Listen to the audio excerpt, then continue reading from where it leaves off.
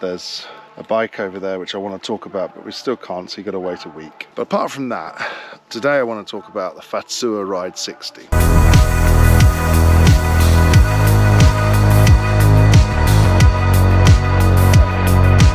It's a lightweight e-bike motor. This lightweight category is basically becoming more and more popular, and certainly now I think manufacturers are pushing it more and attract the rest of the cycling community. It's got 60 Newton meters of torque. It's designed for a lighter weight overall system. But at the same time, the motor comes in at 1.96 kilos. The battery that goes with it is about 2.3 kilos. That's lightweight enough to make a difference to the overall weight. The overall weight of a full power system, we're in the region of 7 kilos, 6.5. We're saving 2.5 kilos in weight, roughly 400 watts of battery storage and extra power. So the system is quite simple in its look. A top tube mounted display also gives you an indication of your power mode. A remote on the left hand side of the bar. Breeze, River, Rocket, and then Rocket Boost. The motor comes in at 250 watts of nominal power, 350, 400 peak when you give it a boost with the Rocket Boost. So I used the motor for a couple of days. I used it on a Nox e-bike, very well made.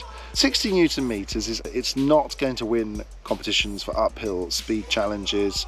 It's going to mean the rider is going to have to put in, I would say, about 50% more energy and effort in the lower power modes to get over those technical climbs. It's good enough that if you've got a lightweight overall system where the bike is around 18 to 20 kilos, you're not going to worry too much about that loss in power. Honestly, I tend to use the middle power mode or the top power mode the most. Then if you're riding uphill, you have the ability to hit the Rocket Boost mode where you hit the button on the left, you push it, and for 12 seconds it activates a boost of power. Quite an interesting feature, works quite well. I've seen this happen on the other motors out there, so the TQ, that also does that as well. If you look at full power motors in the market, they don't do that, they don't have that feature. So it allows these motors to compete a little bit with the naysayers from the full power market. So if you really want to try something and have fun, you can still get that little extra boost of power if you really must need it and you're a power demon.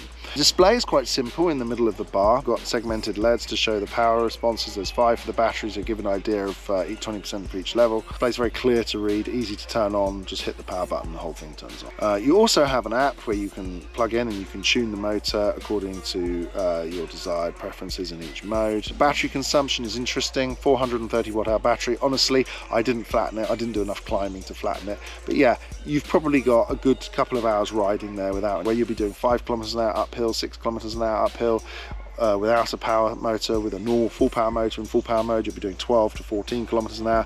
In this, you're doing about 8 or 9, maybe 10. But that's about the main thing I noticed when it comes to the power and how that affects the range. Here it ratchets a little bit as you move it backwards and forward. Yes, it's quiet, I like it.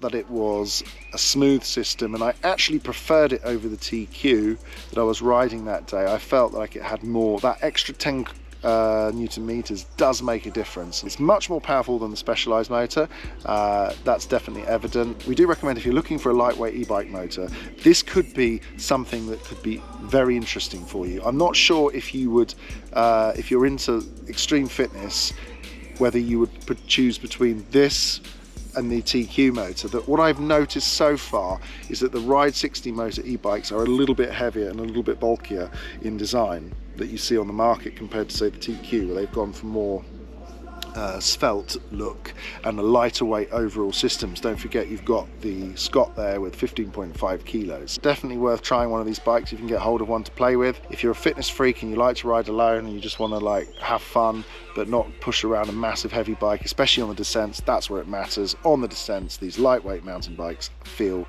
much better and you can control and do stuff with them a lot more easily than you could with a full power bike. Thanks for watching. Don't forget to like and subscribe, and we'll see you soon next week for when we talk about this bike that's hiding just behind me.